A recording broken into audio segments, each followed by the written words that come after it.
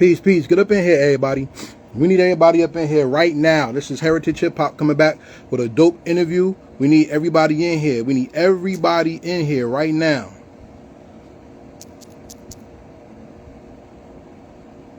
Peace, peace, peace. What's going on, everyone?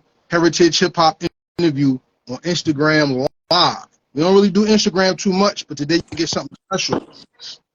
So before we get into all the festivities, I'd like to say thank you to everybody who's joining us. We got 3 people on right now. Let's get them numbers to like 700. Let's get up there. You know what I mean? I'm gonna start sharing it too. That's what's up. That's what's up. So to everybody out there that's watching while I'm sending out my invites, thank you for joining us on Heritage Hip Hop. I would like to say thank you to everyone who supported Heritage Hip Hop. We're going through a lot of interesting things right now. And life changes are going on. We have health changes going on, but we still fight. Hip hop has endured from the creation to the present, and that makes us no different. Because if we're going to really part of this hip hop culture, we're going to talk our shit. We're going to live our truth, and we're going to celebrate the people who built this foundation. So if you know what I'm talking about and you really love hip-hop, you could join me by subscribing to Heritage Hip-Hop on YouTube, subscribe to heritagehiphop.com, and look for the great things that we do for the culture, which is an award show, Heritage Hip-Hop Awards, Truth Behind Bars, which celebrates the artists, the rappers, Truth Behind Beats, that celebrates the producers. Not only that, we do Blurred Hop, which celebrates the other creative sides of hip-hop, and I do the Mic Council, which talks about issues with that happen within the hip-hop community that goes beyond beats and rhymes. So if that interests you, once again, join me on heritagehiphop.com and look at our videos on Heritage Hip Hop on YouTube. Today's guest is a barsmith. See, when you talk about bars nowadays, people think about people who say things and it sounds good. Fuck that. That's not bars. That's called diction. Pause. We're talking about somebody who has content and context in what they say. Because what people call bars today is I am, Sam, I am, and that eat green eggs and ham, and then we call that Glorilla nowadays. Yeah. Which is kind of hot. This gentleman right here not only has bars, but the context to his rhyme is visual, spiritual, and also mental. A member of the Monopoly family who's been on Heritage Hip Hop countless of times, and I finally got the last member right here. Please, sir, introduce yourself to the people. What up, y'all? I go by the name of John Jiggs, a.k.a. Teflon John, Strong Island, New York representative, you know what I'm saying? Monopoly boss, you know what I'm saying? Founder of Monopoly Music, you know what I mean? You know what I mean? It's worldwide, traveling hip-hop artists, you know what I'm saying? Work with pretty much a who's who in underground hip-hop and even some mainstream too. You know what I'm saying? And just blessed to be here, man. You sharing your platform with me, man. I appreciate it, yo. For real. No, it's an honor and a pleasure because you are most people's favorite MC that either they know or don't know. Funny story. Before I met the Monopoly family musically, I already knew your name. I've heard of you. Yeah. So when I saw the connection, shout out to Rockwell, shout out to Miles, shout out to Nam, I got to talk to them and I was like, John, I know his name. I know this dude right here. Shout out to Carrying the Culture because I had a dope interview, and I wanted to watch it so I didn't copy it. You know what I'm saying? That's my boy right there. That's my boy. Yeah. He got a dope platform. Salute to Carrying the Culture. So let's get into the heart of why we here, because I didn't want to interview you as an artist. I wanted to interview you as an intellectual and a professor, and you'll see what I mean. Check this out. Let's start from the middle and walk our way to the beginning. Bars are lifted and bars are set so people have goals. But when you write your bar, what is the goal that you set for the song? The goal I set for the song, well, to me, like I want to, so like when I say it changes, because like when I first started, it was about being the most lyrical, the most, you know what I'm saying? Doing the most dastardly thing that I could possibly do at that moment to just wow people. You know what I'm saying? As I've grown as an artist, I've actually learned that it's more about getting your point across in rhyme form. I've learned to treat hip hop as more conversational than just me giving you four bar setup, kill him, 4 bar setup, kill him, 4 bar setup, just doing that, like really having a conversation with you and actually tackling a particular topic or subject, you know? So that's just the growth. You know, when I first started rhyming, it was just battle rap bars. Like that was what, and I still do that from time to time. You know what I'm saying? But like I've grown as an artist to the point where I wanna challenge myself and give myself subjects to stick to, and different issues to different angles to attack certain subjects. You know? That's why I said set the bar. Because as I said earlier in the interview, people rap, but that does not make you hot. Yeah. When we think of the greats, they have context in their rhymes. Mm-hmm. Big Daddy Kane can rhyme, but even how he flipped syllables, he was able to give you a complete idea within the rhyme. Right. And there's the you know, the greats that I grew up studying, you know what I'm saying? They weren't just great because they knew how to rap well. They were great because they knew how to do everything well. You understand what I'm saying? Most definitely. You know what I mean? My favorites, you know, because by the time I came, we were I feel like we were just a little bit more evolved. So I'm Biggie, I'm Tupac, I'm Nas, I'm Jay-Z, I'm Jadakiss, you understand what I'm saying? That's my era, you know what I'm saying? Dipset, Cameron, you know what I'm saying? Like that's my era. And 50 Cent, you know what I'm saying? And all of that, even though I grew up on the even older hip hop than that, that was like when I really became to my own, and I could actually identify and was, you know, I could actually identify with the subject matter that they were bringing. I was living, you know what I'm saying? Living similar lifestyle. You understand what I'm saying? So Yeah, you went a little too fast because I wanted to build up because, like I said, I wanted to start in the middle because Jadakiss and Biggie being that's your era, that's not really the middle. I'm building something right here. yeah. And the reason why I started with Kane is because for a lot of people, Kane was the beginning of what led to our era. You know what I'm saying? Yeah. Because Kane was like that dude. Yeah, people say Rakim, G-Rap, Kane, Well, KRS-One. the thing is, it's like different to me. It's different things. Like I feel like Rakim, as far as like,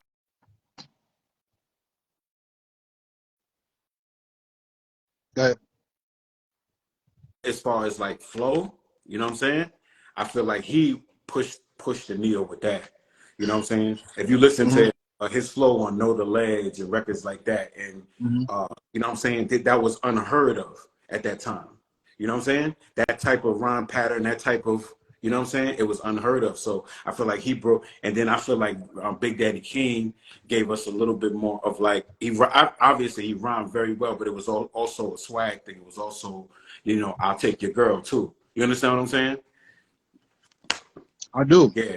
And G-Rap was just like just grizzy, like I'm coming, you know what I'm saying? Every time it's gonna be gutter, you know what I'm saying? So it's just so many different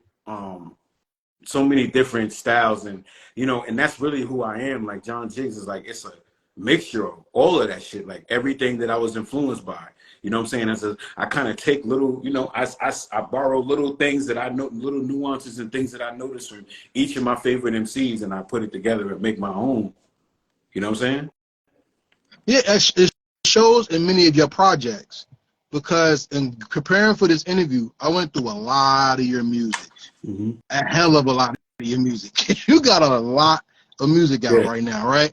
And one of the songs, the reason why I brought that era up, started from Kane, because after the Kane era, 90s hip hop,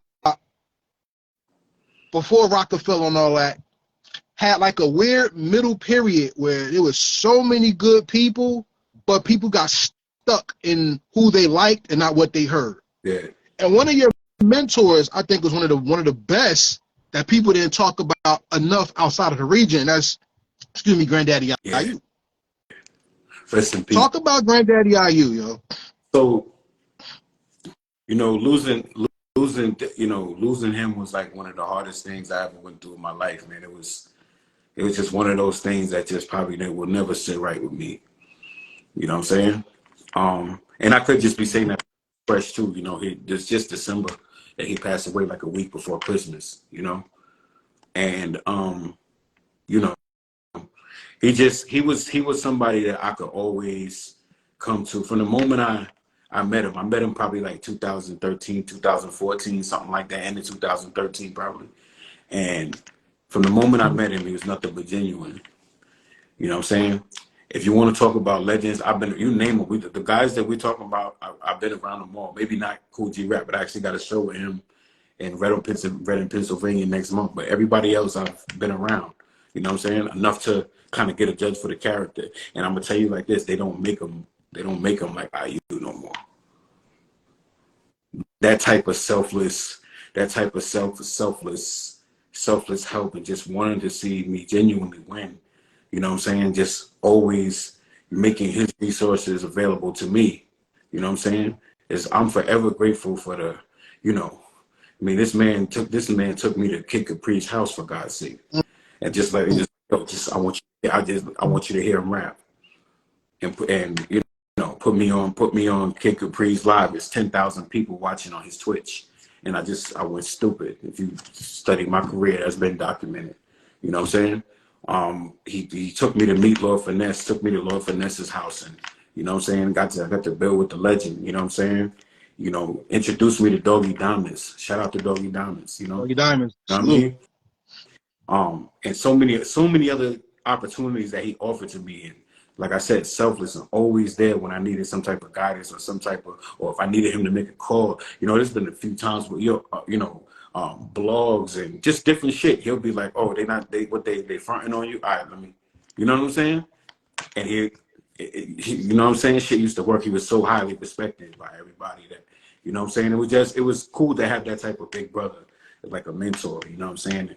I just, you know, it hurt a lot to lose him, but the only way that I really find strength is that, like, I know that he would want me to, like, continue to, like, push and grind and keep giving people, like, authentic shit that they can, like, really hold on to, you know? Classic music. So that's what, you know, and that's kind of really put a battery in my back. Since he's been gone, it's really been like, all right, we know what we got to do now. You know what I'm saying? So yeah, I heard him speak about you in an interview that he had, mm-hmm. and that's what made it seem like, or made it feel genuine. Because think about it, hip hop is not full of shout outs anymore. Nah. People always say, "I like to thank somebody," but people don't say and recognize somebody. Yeah. You know what I mean? And that's why I called you many people's favorite rapper that they may not have seen. Yeah. Because you have songs with people who people revere in the underground or in that midstream of hip hop that people love, but they may not see your face. Yeah. Like Word Is Born. You got so let's lose the Jooks. You got a song with 38 Special Smooth. You know what I'm saying? I like the song that you have with Shabam Sadiq, Tyrant. Yeah. What it's called? Yeah. Shout out to Shabam. Me and Shabam actually got an album coming out next month, man. We apologize to the fans for being a little bit of delay, but we got all the business, all the back end shit taken care of, so you can definitely expect that next month. Word. Now, see, that's the middle. I define the middle as where we are today. Yeah. But what influenced where we are today? Let's go into your past. Yeah. What is hip hop to you, and when did you meet it? So hip hop is for me, hip hop is a lifestyle. You know what I'm saying? It's something that hip hop has been like, since as long as I can remember, hip hop has been like a security blanket for me. You know what I'm saying? Mm-hmm. The way I grew up, my family was a broken home, like so many of us others. You know what I'm saying? And it's actually interesting the way that I fell in love with hip hop. I got an older brother and sister that I grew up. They grew up in the Bronx. They're a lot older than me. I'm the baby, so like my sister was like 13 when I was born. My older brother was like 23. He's already grown when I was born. You know what I'm saying? So my brother's a lot older than me. They grew up in the Bronx. I grew up on Long Island with my mother. But my father, he was supposed to, like, the Bronx would be the meeting place for my father to pick me up on the weekends, my biological father. I'm a junior too, by the way, right? So he was supposed to come pick me up from that household, and sometimes he didn't show up, and I would just my brother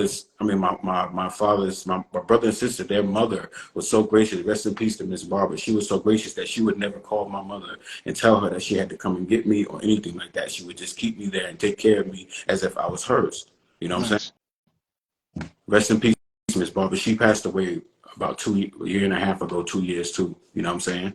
So she take care of me. Meanwhile, my brother is a DJ. He's a kid in the Bronx. He's a kid in the Bronx off of Gun Hill Road that just grew up tagging, doing graffiti, breakdancing, DJing, everything under the sun, everything involved in hip hop. He literally grew up in that golden era when it was fresh and it was new. I'm made to just follow. I'm following my brother everywhere he goes. As he treks all over New York City, Harlem, Music Hut, took me here, showed me just taking me everywhere through New York City. I've been to anywhere you can name in New York City, he had taken me there.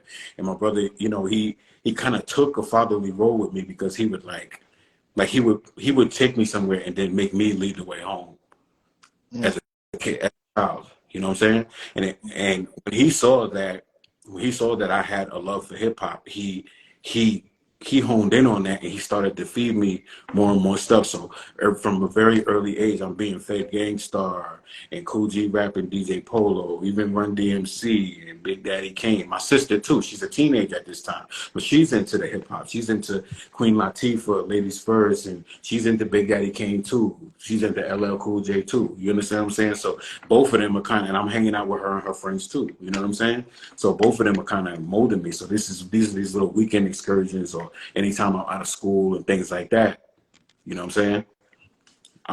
This is what's making me fall in love with hip hop. And then once I become of a certain age, like 14, 15, 16, and I'm actually having my own drama going on in my life, and I'm now coming into my own experiences as a young teenage man, the Capone and Noriega and the Mobb Deep and the Nas and the Jigg and everything else, now speaking to what I'm going through at that time.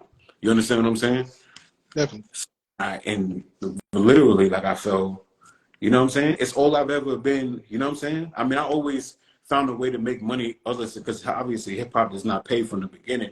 I've always found a way to take care of myself other ways, you know what I'm saying? Whether it be legal, illegal, whatever. But hip hop has always been like, you know what I'm saying? That thing that I run to. Like, most dudes are into sports, most dudes are into video games, most dudes, I don't fuck with none of that shit. You know what I'm saying? I just don't care about it. I care about hip hop and that's it. You know what I'm saying? Just being honest, like, it's my family. It's, now as a grown man, it's my family, it's the business, it's my kids and all of that, my wife and all of that shit. But it's been, hip hop has been there since even before that. You know what I'm saying? Fast I forward. like how you said that. Now look, and then look. Now fast forward. Now this is what's going on in New York City, and even though I grew up in Long Island, this is what's going on in New York City, and I'm aware of it. But I'm still growing up in Long Island too. Now, where I grew up in Long Island, it's a town called Riverhead. Riverhead has always been one of the hot spots on Long Island for crime, drugs, like whatever. You know what I'm saying? It's a small city, about 60, 70,000 people, something like that. You know what I'm saying? It's all the way at the east end of Long Island. So now I'm growing up there in the 90s, the early 2000s, in the middle of the crack epidemic. So now my neighborhood is starting to deteriorate. Now we're out. Now I remember being outside and stepping on crack valves and needles and shit like that, and people getting shot. And a couple of years they had sent out bulletins. I remember a couple of years they sent out bulletins to not let your kids go trick or treating because there had just been a drive by. You understand what I'm saying? And shit like that.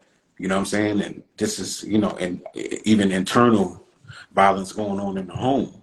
You understand what I'm saying? This is all happening. So when I say hip hop is a security blanket, that's really what it is. That's really what it's about. Like, I've always been able to run to the music and feel safe. You know what I'm saying? Yeah, that is intriguing. And I'm very interested that you said that because hip hop, for a lot of young men, especially men of color, black men, Hispanic men in this country, hip hop was the voice that we needed to hear and what built our self-esteem to know that our lives count. I just wrote a verse that I was talking about, like, everything. I actually had to sit down and break down like everything that hip hop has done for me. Like, it taught me everything. Like, it taught me how to talk to girls, taught me how to, you know what I'm saying, how to hustle, how to make money. It taught me everything, like how to deal with situations. Like, if I'm listening to a Biggie CD, that's the equivalent of me having a conversation in the living room with my father, bro.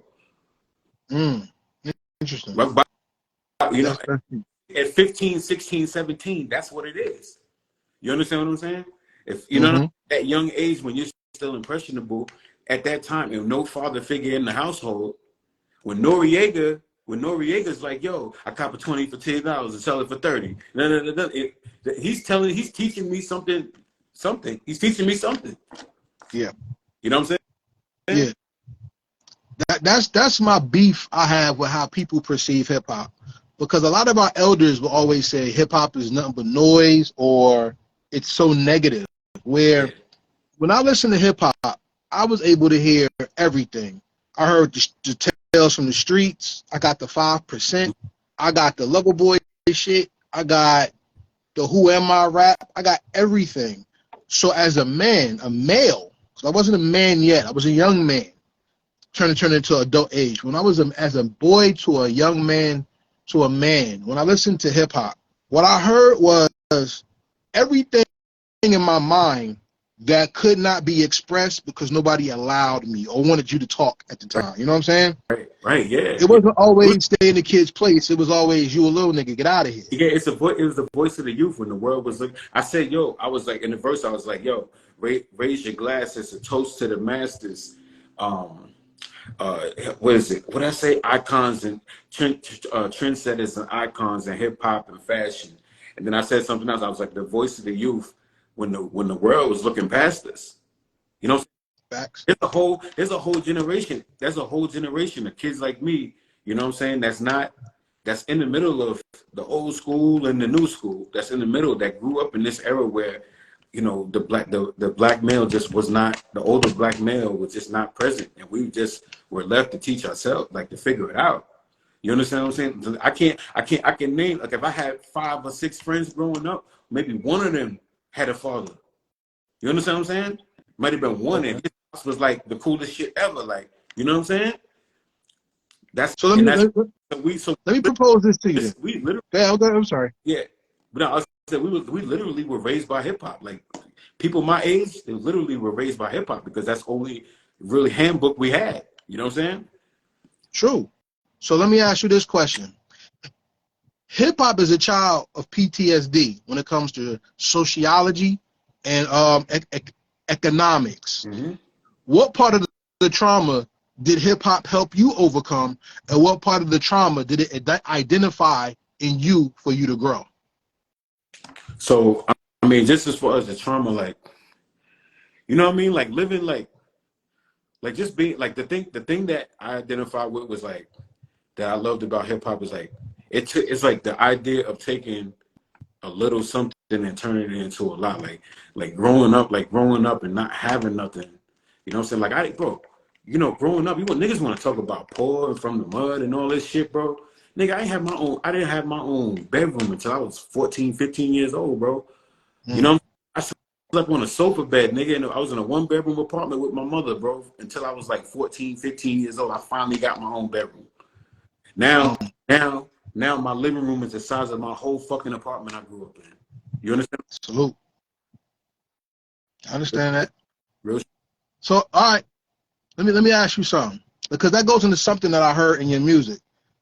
Um, Hip hop was always a I want to relate to something type of thing, you know.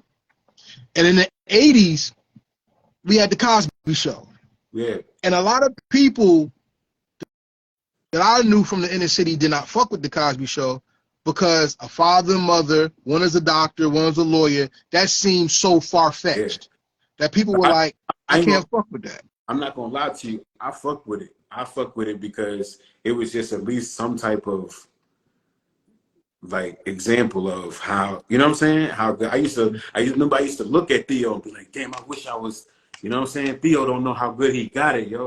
You know, Right. to have a pop that's always in your ass and making sure you do the right thing and always on you and teaching you something like that's important, bro.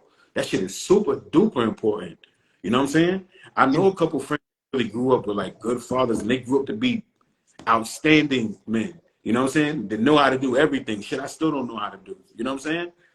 Like, you know what I mean? No, I feel that. If you have the right father, that's why I make sure, like, both of my sons, I make sure, I don't know everything, but I teach them everything I know. And I make sure I spend time with them and show them love and make sure I get them the things that they like and shit like that, because I didn't have nobody to do that shit for me. You know what I'm saying?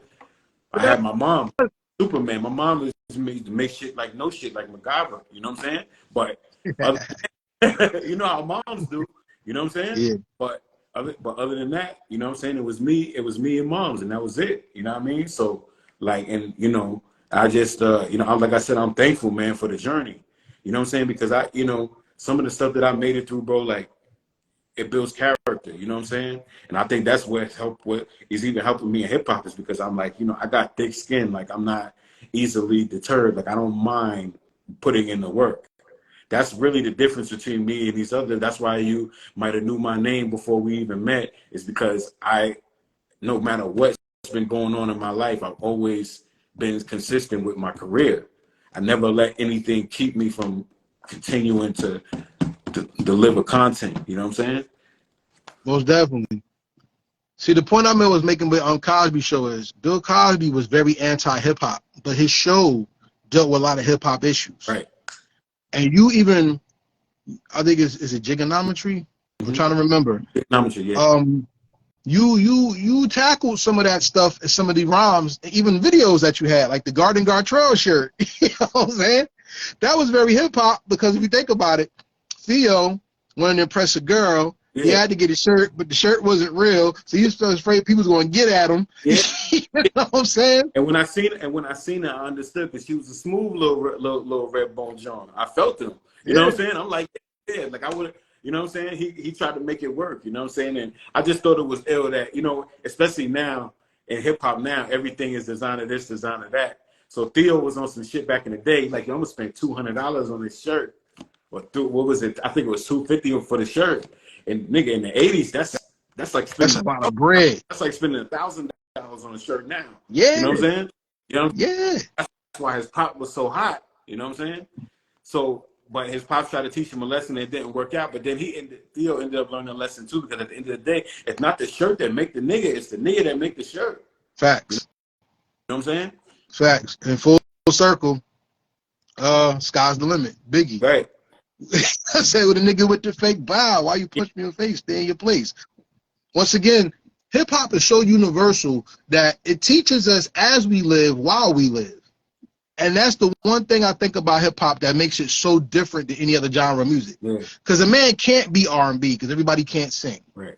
A man can't be jazz because jazz means how you move your hips, which jazz means sex. But hip hop goes into how you eat, how you dress, how you think, how you express yourself, your creativity, and also your expression in ways that people may appreciate when it comes outside of the music. Yeah. And one of the ways I've seen you express yourself is not only through how you articulate your rhymes, but it's either how you set up the pattern of rhymes in your delivery. Mm-hmm. When I go to the Preacher's Son EP, right, you rhyme totally different than what you do when you rhyme on Jiggonometry and when you rhyme on the song Bars Over Bullshit. How has your growth, how has your understanding of yourself through hip-hop helped change your style, your patterns, and your delivery when it comes to projects? Yeah, I mean, really, it's like, I mean, the way that I create is pretty simple, bro. Like, I will listen to the beat a couple of times, and I would just let it speak to me in the way that I feel like I should approach it. You know what I'm saying? Mm-hmm. And that's the thing. That's why I'm very picky when it comes to production. If you play your beats for me and they don't speak to me in that way, it's not gonna work. And the shit could be dope. The shit could be dope, but it's not for me. You know what I'm saying? Yeah, spiritual. I have a good ear for music to know, okay, even though this beat right here is not for me, right? I could tell that this nigga knows what he's doing, no? And I know he could make a dope beat for me just by the sounds that I'm hearing. You know what I'm saying?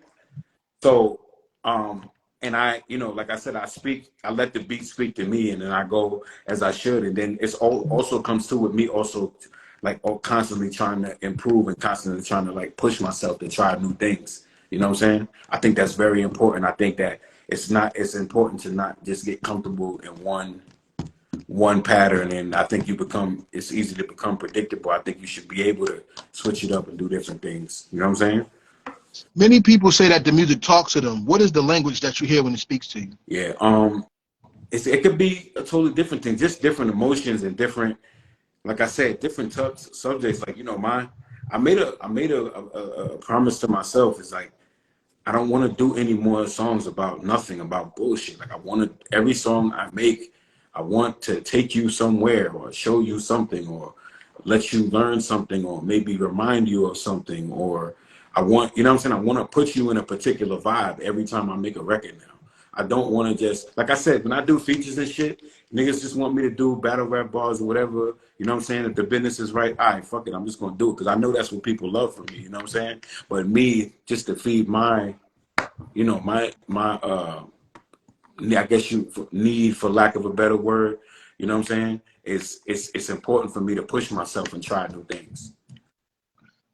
But see, pushing yourself goes back to that bar we first talked about. Because you can either raise it or it's a goal. Is your rhyme pattern now, is your rhyming now being raised, or is it the goal that you set for yourself whenever new music comes out? I would say a little bit of both. Like, I would say a little bit of both. Like, I think that, like I said, the production leads the way. Mm-hmm. You know, however you need me to approach this shit for this shit to sound good to you, that's how I'm going to approach it. You know what I'm saying? Okay. So, like, whatever I feel like the best, you know, it's like when you get, like, if you write a movie or you do a video, you're going to do a treatment for it. You know what I'm saying? So if I hear I'm putting together a treatment for the beat, like, you know what I'm saying? Like, okay, so this is what should happen, this musical soundscape, so I'll get an idea down, and then we chop it up into a crazy flow that maybe we haven't done yet. You understand what I'm saying? Mm-hmm.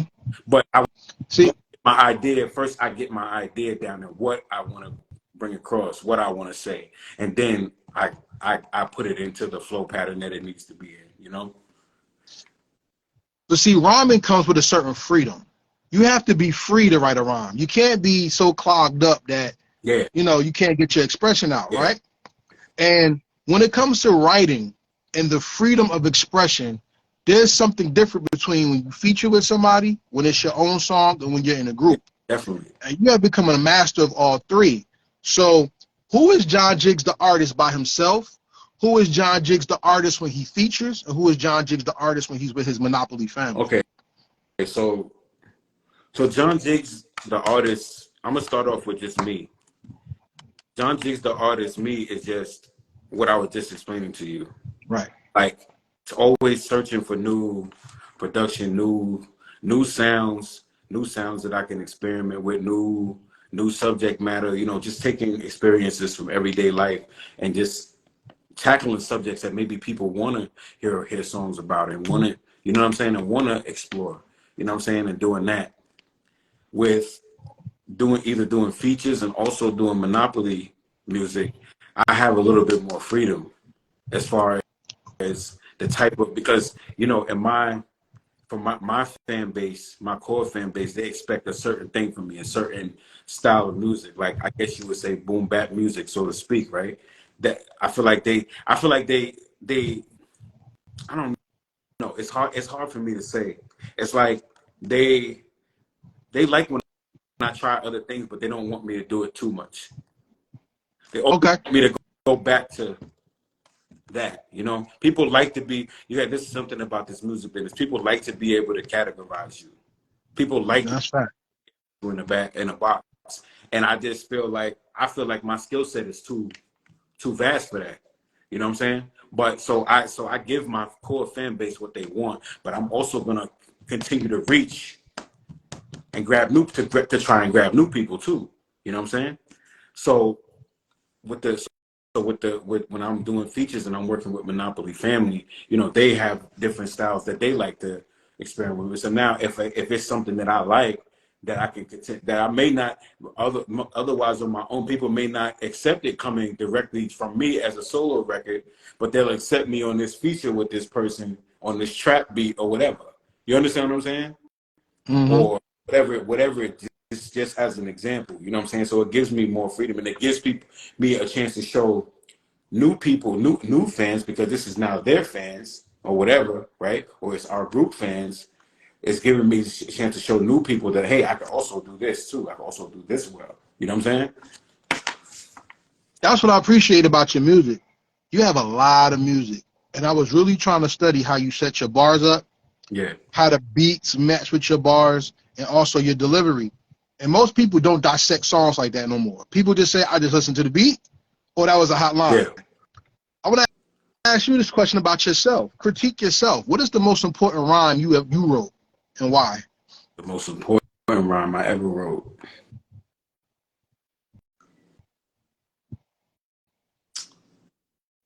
To be honest with you, I don't even think I've written it yet. I think it's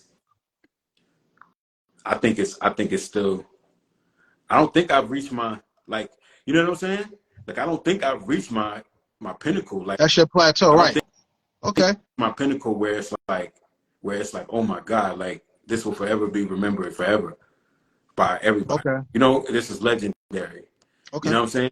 If I had to, I mean, if I had to take it from something that I had already done, um, man, there's so much music, bro.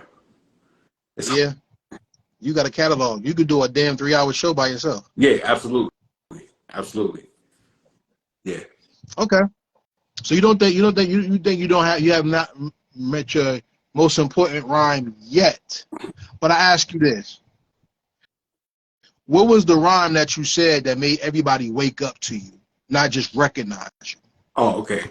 So when I would say probably, I would say the first song where people started to like kind of like raise their eyebrow was like, probably Bill Cosby. That's a good one. Yeah, 2015, Bill Cosby. And then, I mean, it wasn't just the rhyme either. It was the rhyme because the song was already crazy. But then but then when I ended up somehow getting 50 Cent in that video, I think that really kind of was like, oh shit. You know what I'm saying? Yeah, the circle changed. You know, like people started to look more like, okay, he's definitely probably more serious than most of these niggas are. You know what I'm saying? hmm Plus, your flow was different on that song as well. Your flow was different on that song as Yeah, well. that was like I You said, were like street more corner. playful. That was more like street corner type. You know what I'm saying? That's me. That's at the time I'm living in Westbury, Long Island on Prospect Avenue. They call that shit Peace Strip, and that's a live strip. That's one of the livest strips on Long Island. Like, you know, that whole, you know what I'm saying? It's about 2 miles long, and that shit get live. You know what I'm saying? I used to be out there with them niggas. I had just moved out there. Me and my wife got our first apartment out there. And I had moved out there, live out there for like 2 or 3 years or whatever. And I got you know what I'm saying? The neighborhood, the niggas around the way, they took a liking to me. I used to just be out there, maybe sip a beer, smoke a little something, and then go back up to the crib. And I used to hang out, and I used to be out there doing that. You know, so that's why I came up. It's the top prospect off of Prospect Avenue. You know what I'm saying? Like I just started. I'll be, you know, and it was that type of. Shout out to all those guys on Peace Trip because it used to be like a real community there. You know what I'm saying? Like it used to be. That was definitely love, man. I ain't been back out there in a minute. You know, I'm down in Atlanta now, but that shit was definitely love. Like I fuck with all those dudes. Shout out to Germ. You know what I'm saying?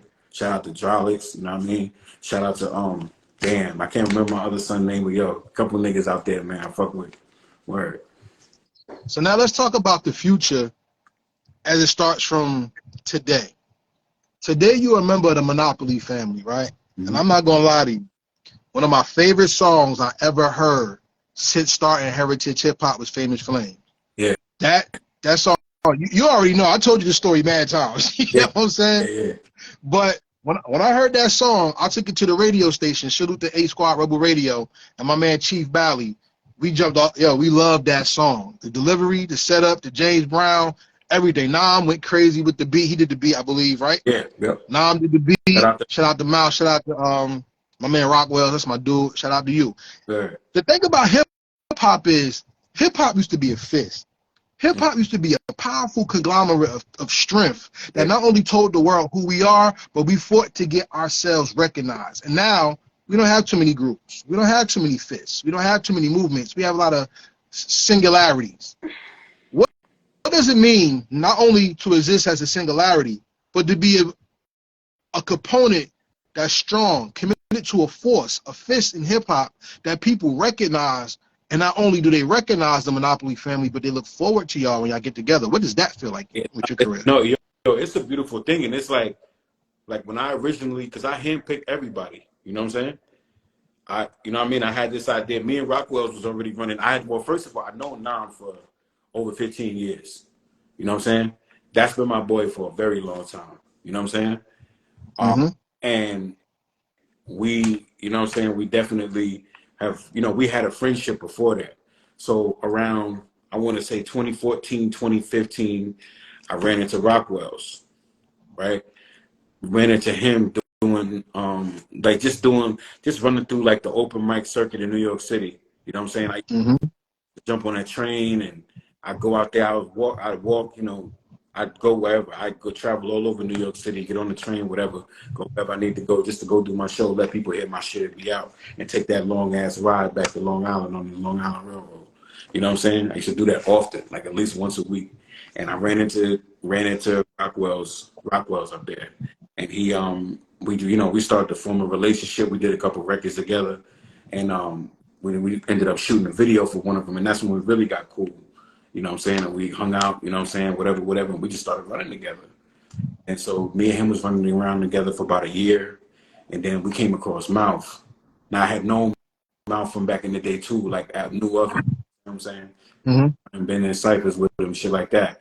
But he had went away for a minute too. You know what I'm saying? So when I ran into him, he was just fresh home. You know what I'm saying? And I had remembered him from there. And I remember he used to be like back in the day. Mouth used to be real chubby, real big and chubby. But when he came home, that nigga was brolic. I'm like, Mm-hmm. I ran into him at CI in Central Islip at the Seatown over there in the parking lot. I'm like, damn, nigga, you got big as a motherfucker, son. He's like, yo, doing it. He been saying, he doing music and shit. He had give me one of his mixtape CDs and shit. You know what I'm saying? And I thought that was really dope. And at the time, I was also putting on my own shows on Long Island too. You know what I'm saying? Trying to put together showcases and things like that. Trying to build a crowd, doing flips of parties, making money, shit like that. Trying to make shit happen. And he actually competed in one of my contests, and he actually won. You know what I'm saying? So then that really put me. He had a song called Just Came Home and I'm Straight. Just came, like I said, song about like when you first come home, you had to get your shit right, get your money right, get your everything right, get everything back in order. Ill ass record, you know what I'm saying? And I remember he performed that shit. He destroyed it. He tore the house down. Just raw energy, you know what I'm saying? You could tell that he had been really honing his craft while he was away, And I ended up, after that contest, I ended up speaking to him like, yo, you need to, I think me and Rockwell is building something here, and we would love for you to be a part of it. You know what I'm saying? And I would say maybe a month or so after that, we got in the studio and we did a record called Make It Up. Real big record on Long Island. You know what I'm saying? We rocked a lot of parties, did a lot of shit. Like it was more like a trapper record. And that's when I realized the freedom that I had, because I'm looking at this record now, mind you, and it's a dope ass record, but literally, first of all, it's some trap shit. It's easy. It took me literally 5. I literally freestyled that whole verse. You know what I'm saying? And the hook too. You know what I'm saying? Like I literally sat there for like maybe 15 minutes and was like, all right, this is gonna be the hook. Did that, went in there, did that, then I'm listening to it and I'm like, all right, I got my rhyme. You know what I'm saying? And I put together my rhyme and I'm like, yo, and I didn't even write it down. I'm just sitting there like, yo, all right, play it back, and I'll punch in again and go crazy and then punch back out. And then we completed that record. Then we did another record called Steph Curry. And the response was just amazing. We started to go out and perform these records, and it was crazy. You know what I'm saying? I'm like, yo, so we got something here. And see, the thing about both of them is they were all, they all may not have made it to the level that I was at that point, but they were seasoned enough to understand what was going on. You understand what I'm saying? Mm-hmm. Made it so dope. And then I would say, matter of fact, at the Make It Up video shoot, Nam Nitty came to the Make It Up video shoot. He just wanted to be a part. You know what I'm saying? He wanted to be a part of it. He like, yo, you sat down and broke bread and spoke about him becoming a part of it, and him bring everything that he brings to the table with the production and the clothing design and everything, and the rhyming and everything that he does. It's just like, like we can't lose. It's like we got We got, we got a Virgil Abloh type nigga. You know what I'm saying? We got a Virgil Abloh type nigga, that makes beats like 38 Special and raps like fucking DMX. You know what I'm saying? And we got, you know what I mean? And then we got Rockwell's. He's the only one in the group that's not from Long Island either. He's from Brooklyn and the Bronx and the Bronx. You know what I'm saying? So then we have that element, the swag, the New York City swag. And then we have Mouth, who's just, like I said, it's just straight bars. He's, you know what I'm saying? He still feel like you're in a cell with him when he's rapping to you. You feel like that's your cellie, you know what I'm saying? When you listen to Mouth, you know what I'm saying? And you know what I mean? And you got me, you know what I'm saying? I'm the one, I got, you know what I'm saying? I got most of the connects, I got most of the plugs, and I'm making plays so that niggas can, I'm alley-oop, I'm throwing shit in the air so that they could, you know what I'm saying? That's it. And they delivering them. You know what I'm saying? I'm basically playing the point, you know what I'm saying? Like, all right, now I'm gonna pass to you. Like, let's, you know what I'm saying? Let's win. And that's really it. Let me ask you this question, because this is something I'll have to ask all artists from New York.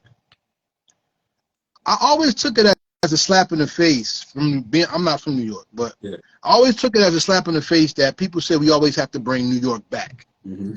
But New York got some credible artists right there. Like, Monopoly Family is very credible. Like, I think it's a smack in the face to say y'all good. Y'all better than that. Y'all credible. Nah, yeah, we so definitely above average. You know what I'm saying? Definitely. Yeah, far be above average. But there's Monopoly Family. There's I like Notes 82. I like Bad Seed. I like Free Guy. Yeah. I like fucking Mike Hand. I like, there's so many people out here that's so-called below the radar, but has been holding the New York sound and city down to the point where I think it's a smack in the face when people talk about how New York is not what it used to be, but New York really is what it was. It's just that the media isn't behind y'all like they were back in the day. Yeah, well, is that frustrating for you as a creative and an artist? I mean, I feel like if you really look at it, I mean, New York, we still in there. I feel like we just don't like dominate like we used to. Like, I feel like New York is still represented if you look at the mainstream and if you look at the top artists, New York is still, you know what I'm saying? But it's just not like before. I think we're used to, like, out of the top 10 having 7 niggas from New York and New Jersey. And I just don't think that I think we've reached another point now in hip hop. You know what I'm saying? Where I hear you, but isn't it frustrating when everything's in your backyard and y'all are not there? Like, you know what I'm saying? Well, this is the thing about it too. So it's like the problem is, I mean, obviously New York had a problem sounding like New York for a long time. Like, we're just now getting back to that, where Griselda is popular and Conway is popular and Benny is finally getting, you know what I'm saying, real Major Light, and West Side Gun is now being recognized for the icon that he, you know what I'm saying? Like, that's now happening now.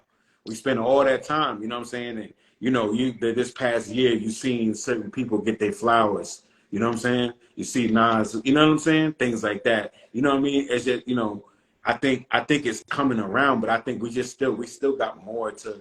And I would say another problem in New York is like I was saying before about IU, like, a lot of these OGs is not been looking out, ain't been looking out for the young niggas. Like, a lot of these OGs in New York never got out the way.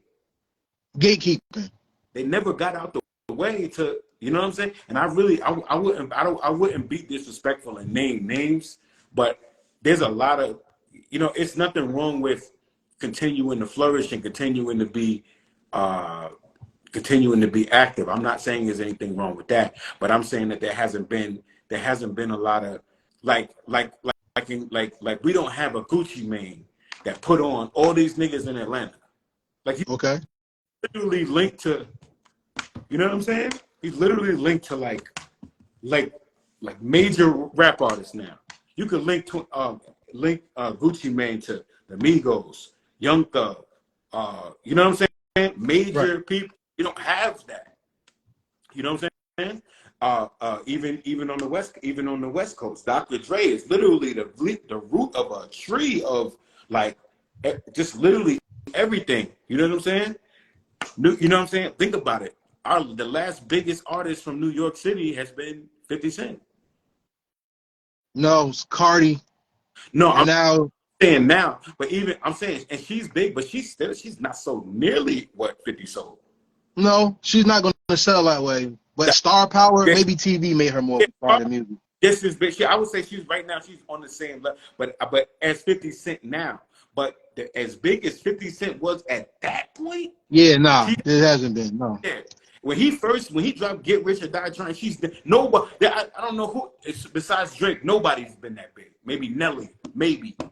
No, maybe. You know what I'm saying? Eminem. But Maybe. You know what I'm saying? Jay-Z for like a year or two. Maybe. You know what I'm saying? Was as big as 50 Cent was. but see that goes to what my point is when I say credible artists. And I'm gonna be real with you. You can tell me if I'm wrong. Like I said, I'm not from New York. I think the loss of K Slade did more damage. Oh yeah, that people did. That people don't really realize how important K Slade is or was. K Slade was one of them ones. It's like we talk about IU. K Slade was one of them ones. You know what I'm saying? Now, but I would say this. The damage was being done before he even passed. Though there was a lot of damage Yeah. before he even paid. He did what he could to try to help. You know what I'm saying? But it's we didn't. I don't know. It's like we never learned. Somewhere along the line we became followers, and that's why we started to try to sound like the down south and this and that. You know what I'm saying? It's nothing wrong with rapping over a trap beat, but when you're trying to rap like you're from down south, that's a different problem. You know what I'm saying? Yeah. You No identity. you can get on a trap beat and still rap. Jada Kiss does it all the time and still rap like you from New York. You understand what I'm saying? So let me ask you this, because this is something I heard from my New York people that really pissed them Yeah. off. Snoop going to Def Jam and doing that, rather than artists from New York going to Def Jam and doing that. Did that bother you? Well, it didn't bother me. I mean, I assume nobody else wanted the job. You know what I'm saying? Like they already had over there years ago. They had a couple other people. You know, there's been people back and forth. They had Paul Rosenberg and they had a couple other people at Def Jam over the years that I've heard of. And maybe the situations just didn't work and they thought it was dope. And from what I did, he did it. He came in and got Benny signed. So I mean, Right. that he right there, he did enough. He did more for New York hip hop than a lot of niggas in New York. And honestly, the same thing for. And honestly, a lot of people don't want to have this conversation. Eminem did too. Eminem By putting 50 by on. putting 50 on and then coming back and trying to put Griselda on. It might not have worked out the way they wanted it to, but he was the first one to actually put his neck out there and say, "Here, let's try to do something." You know what I'm saying? From what they were already, you know, I honestly, obviously, it didn't help them as much as we would have thought it would. But I'm saying just the gesture. You know what I'm saying? It's like he's tapped in and he wants to see that type of art grow, art get to shine. You understand what I'm saying? Like I respect the thought. You know what I'm saying? So John Jiggs gets the push. He gets the machine behind him. Mm-hmm. What does John Jiggs bring to the hip hop culture, not the rap game? What does John Jiggs bring to the hip hop culture that the culture is missing or did not know it needed? Okay, so what they're gonna get from me is just like we've been sitting here talking, man. You know what I'm saying? I've been, you know, I've been like I'm coming from a real place. You know what I'm saying? It's not nothing that I couldn't make this shit up if I tried to. You know what I'm saying? Like just the whole story, the way that everything is unfolded, just the way that I go through things and I keep pushing through, like all of that. The way that I came from being a statistic and having a baby mama and all that shit and turned that shit around and became a married man with that owns property and just being, you know what I'm saying? Being productive member of society. Like I had every excuse to be like, yo, fuck this. I'm gonna be a fuck up too. I could have done that, but you know what I'm saying? Somehow I was able to figure it out. Somehow I was able to continue to be consistent in my career. Like, hip hop is really the biggest reason for it because it always gave me something to concentrate on. So that's what they're getting from me is like a real story, like a real, I really, I really am hip hop. Like you know what I'm saying? I really feel like it's inside of me. Like, you know what I'm saying? Pause, but you know what I mean? I got you. So anybody out there who's watching who have any questions, you can hit that question mark and I'll add your questions to the questions I have. I always come in with about like 200 questions. I don't play no games with these interviews. How you like your interview so far? No, How we doing? the interview's been great, man. Word up. I Am I right? have my little wine going, so you got me talking a little. That's what's up. I'm gonna put it out there so everybody will know. I want Heritage Hip Hop to get a record from the Monopoly family. Okay. I want to bring y'all out to meet two of my favorite producers, and I want to see all y'all just get busy on a nice track for the platform. Okay. And the reason why I want to do that is not just because I want Heritage Hip Hop just to be big. No, it's because I believe in you and respect you to the point where I was always taught if you can't build with people and make money together, they're not really your people. And I want to extend that branch to your whole team because me and Rock got real tight. That's my dude. Yeah. Shout out to Rock. Like I said, So, LL New J. Be honest with you, Rock is such a nice guy that if you didn't like him, there's something there would have to be something wrong with you. That's how nice he is. Rock that dude. But me and Nam gotta respect as well. Now I wanna actually see Nam create because I think Nam is a genius. It's just that the hardest part about being a genius is you see the world in a way that the other people won't appreciate you for seeing it.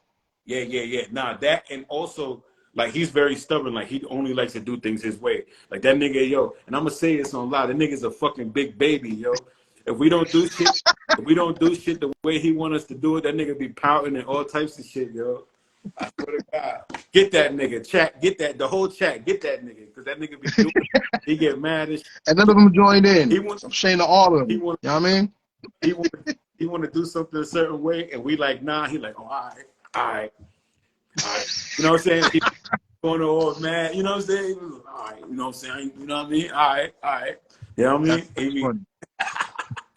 That's funny. Make sure next Let me ask you a question. Make sure next time you talk to him, you get at that nigga about that shit, yo. I will. Well, let me ask you a question. The Cool Table came up, and we were able to catch some of that footage of y'all performing. Yeah. What does the stage mean to you and your team? Oh, so the stage has always been, and I bet that's the thing too. Like my live performance too is also another big element because I've been performing and doing shows since I was like, I probably did my first show when I was like 16 years old. You know what I'm saying? So like if I had to estimate, I would say I've done over probably 400 or 500 shows in my life.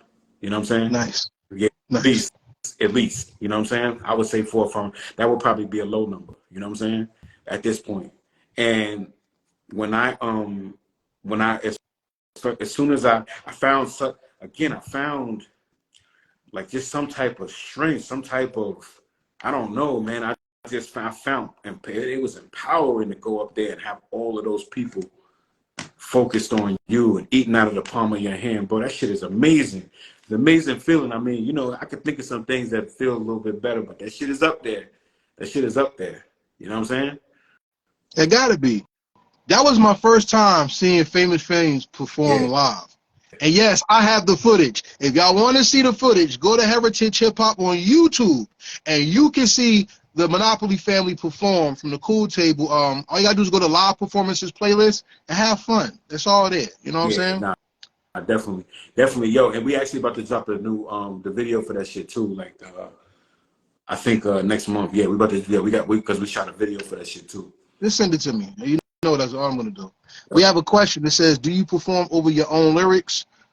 Do you use a performance track? Nah, I use a performance track, so that would be like the full beat that would have the hook in it, and then just like some like my ad libs. You know what I'm saying? Just to kind of give me the little backup or whatever. You know what I'm saying? But no, I don't rap over my songs. Hell no, that's whack shit. See, if real art. Every now and then I may have to if I'm not able to get the files or whatever you call it. You know what I'm saying? If I'm not able to get the files. The song is so old that I'm not able to get it.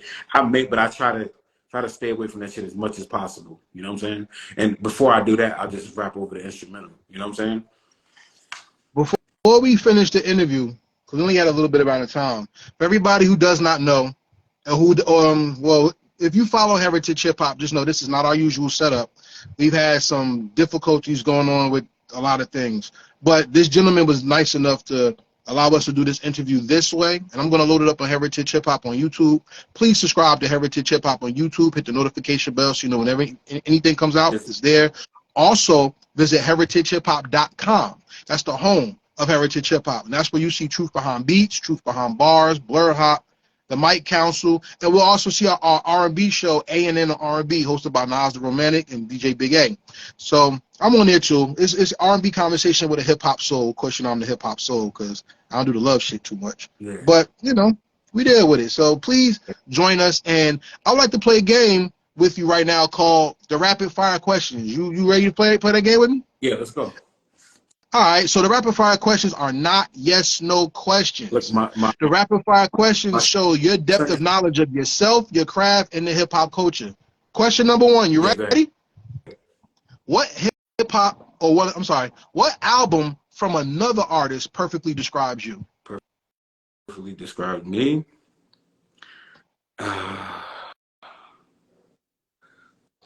It perfectly describes me. Yep. Shit. I see it's crazy. I mean, my favorites is like definitely Reasonable Doubt. Okay. Illmatic. It was written the Wu-Tang shit too. The first Wu-Tang album, the Purple Tape too. You know what I'm saying? It's like, but that's what I'm saying. I don't know if it's just one. It's like there's a mixture. You know what I'm saying? I respect it. They're Ready to Die, Life After Death. Life After Death was, I think, I don't know. I think he nailed it. I think he really nailed it. Like he really was able to do. He showed that he was able to do everything well. Like Biggie, if you listen to that album, I don't know. I personally don't feel like you can listen to that album without being like, yo, this nigga is the greatest. At least, I mean, to me, greatest of all time. But if you listen to that combination of songs, you know what I'm saying? All together, it's like I don't know another rapper that's able to do all of those different things that well. Yeah. Okay. So here's my next question. I go with Life After Death. I go with Life After Death. Life After Death perfectly describes you. Okay. Into it, but Life After Death to me is the most. To me, it's the most perfect representation of how you do this shit. You know what I'm saying? Okay. I'm with it. My next question, what's the perfect hip hop beat? Meaning, if the person never came out with the song, you would have used that beat for your first single. Okay, so you're singing a single. Yeah. Well, one of my favorites, I mean, I thought Capone No Jaeger T-O-N-Y. Ooh. Okay. Capone that's a hard beat. Yeah, T-O-N-Y. I thought that Onyx Last Days, some of my favorite fit. I don't know. You like voices? I don't know. You like vocal inflections? Is that what it is? I don't know if that's a single, but that's definitely one of my top rap. No, it'll be your single. It'll be your first single. It don't matter what the beat is. Okay. Oh, okay. Be my single.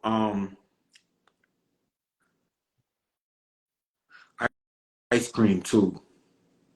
Wu-Tang. Okay. All right. Why? I don't know. It just had a ring to it. It just had a ring. I don't know. It just had a ring to it. And the females seem to react to that well too. They don't always fuck with the boom bappity shit. You know what I'm saying? But they definitely resonated with that one. You know what I'm saying? I guess because of what they were talking about on the record too, probably. But I feel like, that's a good one. I mean, as far as it's hard, if I think about singles, if I think about like in terms of now, it's just hard to even, you know what I'm saying? Okay. Let's rest on that one.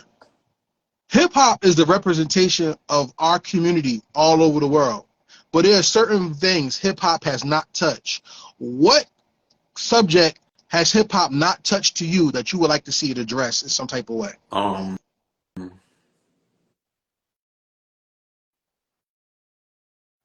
domestic violence. I don't think I've there might have been a couple of songs back in the day, but I don't know if any song got the, you know what I'm saying? The real mainstream. And I also think the family court system, like the, you know, like the whole child support baby mama thing, like attack from a real, like attack from like the perspective of a father who really does want to be there, but is battling a system that looks at them like they the enemy. You So you understand? mean Like, so wait, you mean domestic violence from a male's point of view? oh no. I was going to another subject. So I said domestic violence, not from a male point of view. Oh, Just from you would just be I might, if I was to attack a song like that, I probably would go from both ways. okay. You know, maybe do one verse, you know what I'm saying? From this way and one verse from that way. But what I'm saying is you asked me about different subjects. So the domestic violence was one, and then also the like I said, the like the whole family court system. Because I see a lot of fathers that are really just getting the short end of the stick. Yeah, me too. Really, Shout out to the single I dads see out a there. lot of fathers that really, but they just, Yeah, it's too much. yeah. And a lot of, and the truth of the matter is, brothers get a bad rap for just walking away. And while I do still feel like walking away is cowardly when you have a child, I also can understand that somehow some people could not be mentally strong enough to handle all of that. You know, not mature enough or mentally strong enough to handle all of that. Because I've been through that system, and I'm almost finished with that system. But it took a certain amount of dexterity and being able to, patience is probably the best word. Took a certain level of patience and maturity to be able to make it this far. A lot of dudes just be like, you know what, fuck this shit, I'm out. All of this shit because you know why they say that? Because all of this shit is stacked against me. I have no say. I have no say in what happens. You know what I'm saying? I have no say when, where, how much, anything. And I help make this child. You know what I'm saying? Meanwhile, Yeah. everybody else is dictating to me what I'm gonna do with this child, or what I'm supposed to do for this child, and how much and how long and where and with who and at what time. You understand what I'm saying? So I can understand, even so, like I said, I think if you really love your child, you stick in there and you deal with it. But I sometimes in certain situations, I can't look at the man and be like, you're a piece of shit for that, because the situation, you know what I'm saying? I don't know that man's situation. You know what I'm saying? Yeah. It's always deeper than what the Right. outside looks like. Right. And no matter Yeah. what, when you're a male, no matter what, you're in that situation, you're wrong. Somehow you're the enemy. Somehow you did something wrong. That's just the way Yeah. it's looked at. If you end up in front of a judge, he's automatically looking at you like, what did you do to where you guys are not together? He's not looking at her like, why are you not with the child's father? He's looking at you like, what is your shortcoming while you're in front of me right now, while you're not handling this on your own? You're automatically the enemy. And I think that that's wrong. I think that I think that that's wrong. I think that these situations should be judged on a case by case basis. It should not just be one golden rule line drawn in the sand where it always goes like this and it always goes like that. They need to look at each situation for exactly what it is. And when it comes to parents, when it comes to where the child should reside, all of that, how much should be spent, all of that, it should be because they'll have a they'll have a mother in living in the projects, and the father can afford whatever, and they'll still keep your kid there with the mother in the projects. You understand what I'm saying? Mm-hmm. The mother could be getting help and still staying in the projects, right? She could be getting financial help and still stay in the projects, right? And they will still let that child stay there in those projects when dad has already moved on and is able to put little Johnny in the suburbs, but he'll never get a chance to live that lifestyle because they automatically have made their mind up where the child's going. That is something that hip hop should talk about. Let's see who's brave enough to start that conversation. Right. You feel me? Yeah. Because that is, we did have domestic violence music, but like back in the day, I feel like it hasn't happened recently. We had like what's Love Is Blind or whatever by Eve. Love Is Blind by Eve. Yeah. The most recent one we had was Don't by Samad Savage. Okay. And he talked about it from a male point of view, where the guy finally gets the girl, but the girl goes crazy and the cop sides with the girl and the guy suffers. Yeah. And like mainstream wise, no, we haven't had that. We have not. So that's pretty interesting that you said that. That's really key. Let me go to my next question. If you had to ask me who represents what part of the world, even in New York, what borough represents hip hop, to me, fully is Brooklyn. Yeah. And the reason why is because Brooklyn has represented itself in the culture with its own songs, like the Crooklyn Dodgers and things like that. Now, you say you're from LI, right? Yeah. That was the gold standard of hip hop at one time. I know. If you could make an all LI all-star song like the Crooklyn Dodgers, what 3 MCs would you pick and who would do the beat? It's include myself? Yeah, why not? What'd you say? Oh. Yeah, why not? Include myself. Rock Marciano, Rakim, John Jiggs. And who's doing the beat? It would have to be a Long Island person on the beat too? No. Oh. So if it didn't have to be a Long Island person on the beat, then I probably would go with like maybe like an Alchemist, something like that. An Alchemist. I might go, you know what I mean? I think Alchemist would be able to give me what I'm looking for. Okay. I like that. Okay. Let's flip the question another way. Versus was big during the pandemic, right? Everybody was. Shout out to Chase Moolah. He in here. Versus at one time held the culture down because of COVID and it holding people back. I want you to internalize the verses, and let me ask this to you.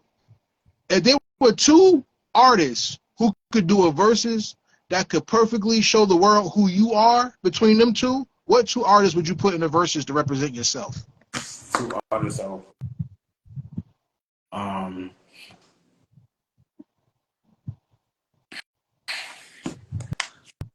probably, I don't want to sound cliche, but I would say probably like a Jay-Z and Nas versus. I think I would love to see that.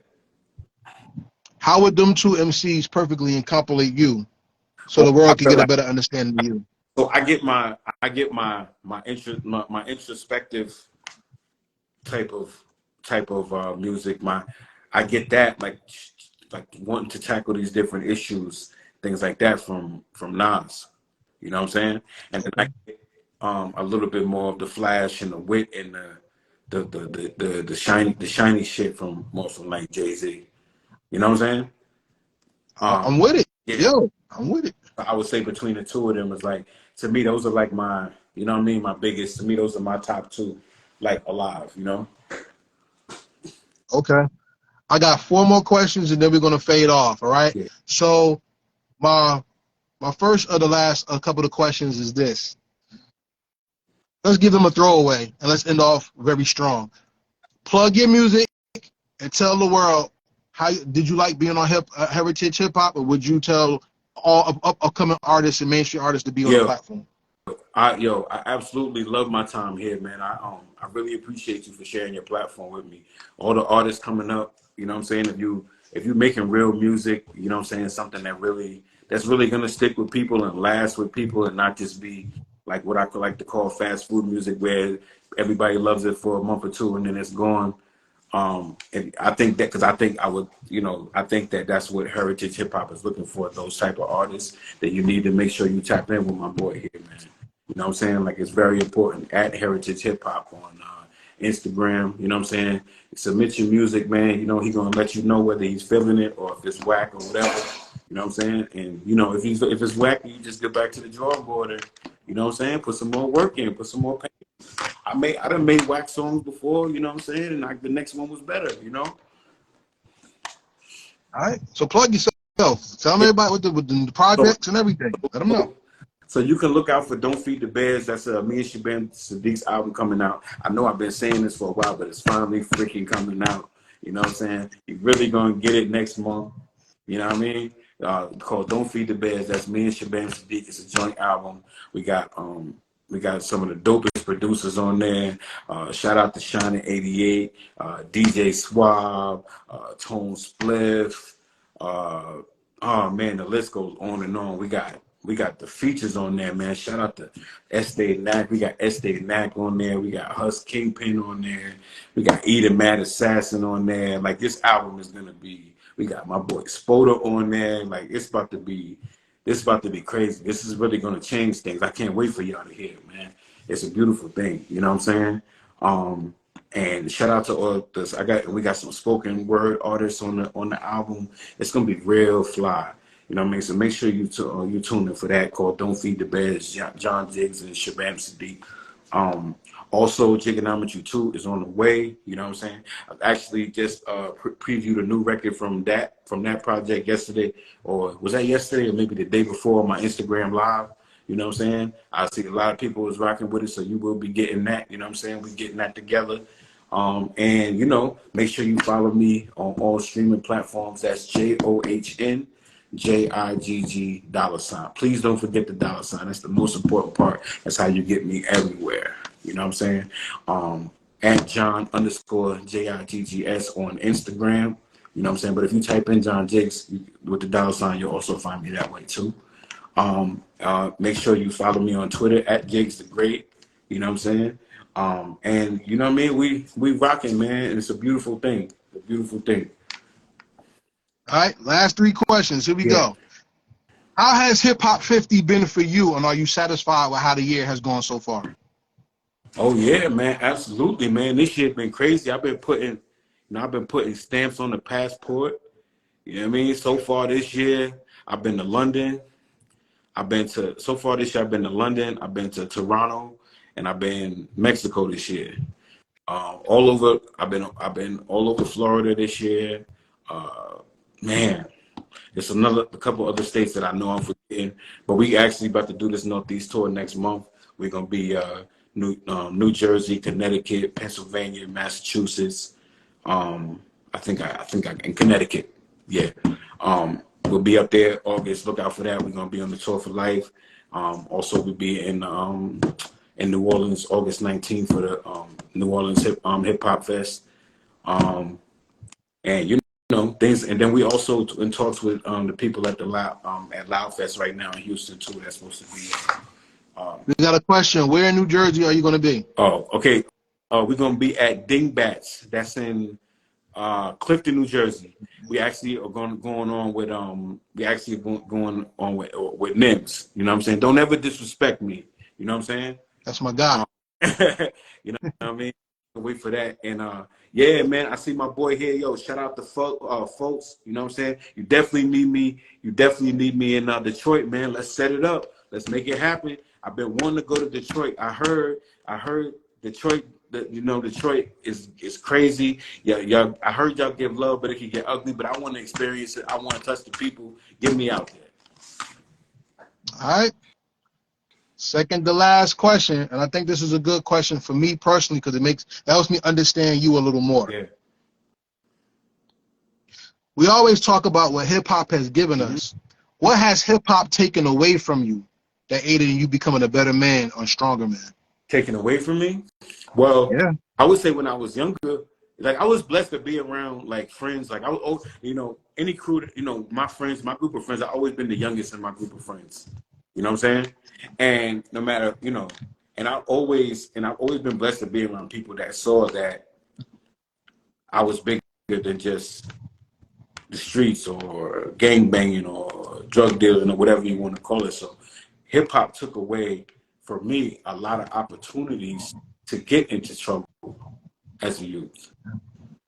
There was times when my homies would be out doing shit and they, that they would and sometimes even keep from me on purpose because they knew that I was focused on, because they knew if they let me know, I'm gonna jump in the car.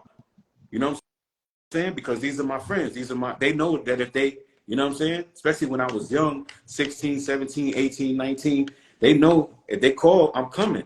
You know what I'm saying? So a lot of times they would just go on missions without me because they wanted me to focus on what the fuck I was doing. You know what I'm saying? Which was the music. You know what I'm saying? But you got, you know, Hip hop kept you alive. but you got to be blessed to have people around you that care about you. You know what I'm saying? Facts. That's what's up. That hip hop kept you alive. So it took away from you the negative elements of life. Saved my life because you know when you look at my story growing up, like it's it's all the rest of all the ingredients are in there for me to be a fuck up. You understand what I'm saying? The only thing Yeah. is hip hop and like really sticking with it. You know what I'm saying? That's what's missing. Salute to hip Back, hop. That's what it's all about. yeah. So, ladies and gentlemen, thank you for watching Heritage Hip Hop tonight. Thank you for all the new follows on Instagram. Make sure you follow Heritage Hip Hop on YouTube. Go to Heritage Hip Hop on YouTube and also follow me at heritagehiphop.com. Heritage Hip Hop is available on all social media, and even this interview will be available to stream on Spotify and wherever you stream your podcast. I am there. So you can follow me, Heritage Hip Hop, everywhere. This platform is a real platform. This is not somebody looking to get famous and become a rapper out of nowhere, like some of y'all people have. Y'all know who I'm talking about. And it's not to use the artist for anything. We invest in people and not their playlists. We are more than music. We introduce you to your future favorite artists today while celebrating the people who made this culture great. And with hip hop being 50, we have 50 years of excellence and many eras to say thank you and to highlight. So, Mr. John Jiggs, this is the final question of the interview, and it's the most important question of the first interview. So, when you come back, you have different questions and you have another experience. You know what I'm saying? Thank you. So, here we go. The most important question of the first interview is this. There's a hip hop museum now, and everybody has a right to be put into that museum and remembered. And John Jiggs and the Monopoly family are going to be in the Hip Hop Museum. 500 years from now, you are going to inspire people who are going to look back at this culture and say, "Hot damn, we were great and we did something." Yeah. But as an inspiration to people, people have to learn your story and know who you are. When they push that red button on the wall and your hologram comes out and the AI starts playing your music, you have hit the next generation of creators in the world. With that being said, the question is, what is the legacy you leave behind that makes the world better because you made hip hop? I would say, I feel like the biggest message that I'm leaving is like no matter what, like no matter where you come from, no matter what happens, even when it's uncomfortable, even when it's hard, even when you feel like giving up, like if you stick with whatever it is that you are focused on, you can really make something out of yourself. Like if you constantly working on getting better and you constantly investing in yourself and pushing yourself, like you said, raising the bar, then you will see results, but you just have to be consistent. You know what I'm saying? You have to be stubborn. You got to be a little bit loony. You know what I'm saying? You got to be, when people are looking at you like, yo, why are you still doing that? You have to be like, fuck, because I know that this shit's going to work. Like you have to, you know what I'm saying? That's really what it is. You know what I'm saying? And I just, that's the biggest thing. If I could leave any message to any up and coming creators, like you got so many people walking around on the face of this earth that wanted to do different things, that wanted to go and chase their dreams, that wanted to be singers, wanted to be race car drivers, wanted to be basketball players when they were kids, wanted to do this, wanted to do that. And for whatever reason, they never developed the gall or they never developed enough will or enough confidence to actually go out and grab that and chase that. You know what I'm saying? And these people will also scare you, will also put that fear into you to keep you from going. You understand what I'm saying? You have to have tunnel vision. You have to know how to ignore. You have to have the confidence to know that this is gonna work. No matter what y'all say, this is gonna work. You know what I'm saying? And like I said, it's been ups and downs. It's been, you know what I'm saying? But when I look back 5 years, I can see progress. And that's what you know. Yo, salute to that answer, because at the end of the day, let me tell y'all something. Genius is not what you know. It's how much time you invested into something to Right. become Kobe knowledgeable. And had to make this full circle, oh, I'm sorry. You got something to say? no, I was gonna say Kobe had talent. Michael Jordan had talent, right? But these niggas was out in the club popping X pills and drinking downing bottles of Hennessy, and Kobe still in the gym like, all right, 300 more, 300 more, 300 more. So that's why when it's only 10 seconds left and we have to win this game, I'm gonna get the ball, and I don't care what none of y'all niggas got to say, because I stayed here and I put that work in. You know what I'm saying? I have more confidence because I did this when you were sleeping. I was still doing this. I was still working on this. That's right. Or if the fourth quarter is about to start and we down by 17 points, I'm gonna tell you to give me the ball every single time, and I'm gonna make it, and I'm gonna win, and I'm gonna win by the end of this game, because I stayed here. When y'all was in the lobby with the hose, I was in the gym. You understand what I'm saying? Yep. And with that being said, let's make this full circle, y'all. This is not a bullshit interview, as you've seen. What makes him one of your favorite rapper? Content and context. And in the context of this interview right here, you just got the jewels on how to be great. Time invested, reach rewards. Time spent is time wasted. And with that being said, thank you, John Jiggs, for being on Heritage Hip Hop. This is Karev at Heritage Hip Hop saying, make sure you subscribe and share. Peace. Peace. And we out. One.